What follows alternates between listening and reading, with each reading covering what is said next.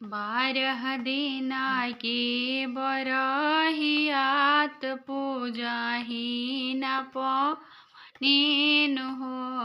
अरे हमर पियावा हमरा के बोलावेला सानावा बुझावेला सानावा बुझावेला हो।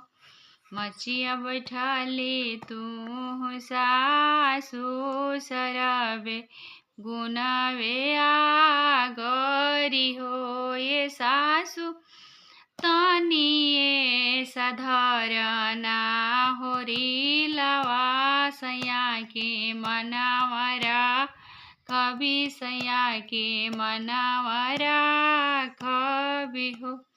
ऐसा सुतानी ऐसा खिलावाना बबूल जी के सैया के मनावरा कवि सैया के मनावरा कवि हो।